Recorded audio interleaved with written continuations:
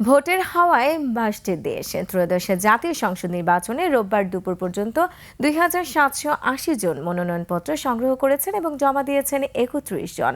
এর মধ্যে চট্টগ্রাম ৫ আসনে বিএনপির কেন্দ্রীয় সহ সাংগঠনিক সম্পাদক মীর মোহাম্মদ হেলাল উদ্দিন ও পটুয়াখালী ১ আসনে বিএনপির ভাইস চেয়ারম্যান আলতাফ হোসেন চৌধুরী মনোনয়নপত্র জমা দিয়েছেন।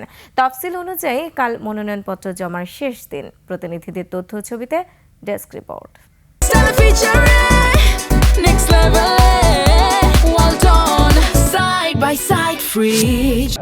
নাটোর ২ সদর ও নলডাঙ্গা আসনের জন্য মনোনয়নপত্র জমা দিয়েছেন বিএনপি মনোনীত প্রার্থী অ্যাডভোকেট এম রুহুল কুদ্দুস তালুকদার দুলু।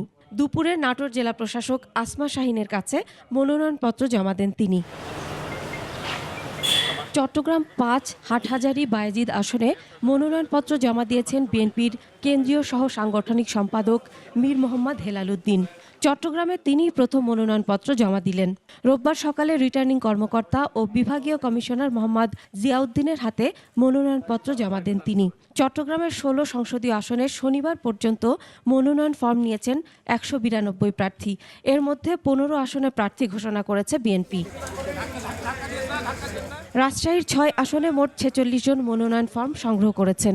এর মধ্যে রাজশাহী ১ আসন থেকে ৭ জন, রাজশাহী ২ আসনে ৬ জন, রাজশাহী ৩ আসনে ৬ জন, রাজশাহী ৪ আসন থেকে ৮ জন, রাজশাহী ৫ আসনে ১২ জন এবং রাজশাহী ৬ আসন থেকে ৭ জন মনোনয়ন ফর্ম সংগ্রহ করেছেন।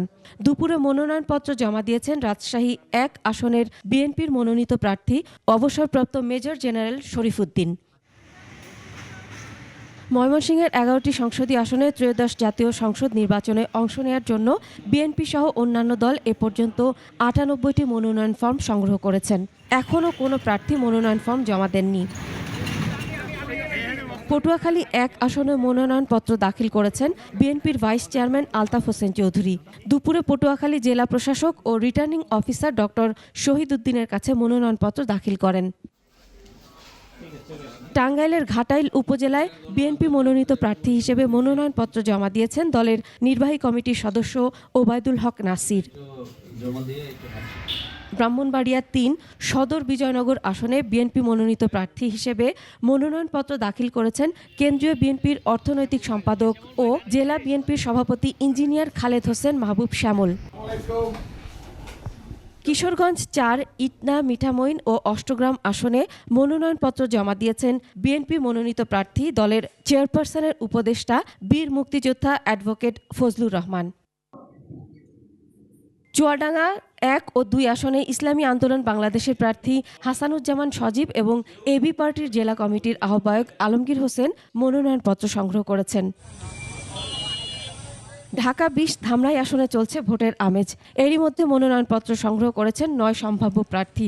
প্রায় ৩,৭২,০০০ ভোটার ভোট দেবেন এই আসনের জনপ্রতিনিধি নির্বাচনে।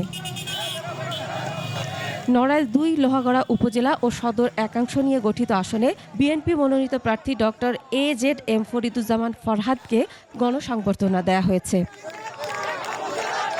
মাসুম আল ইসা, ডেস্ক রিপোর্ট, ২১ টেলিভিশন।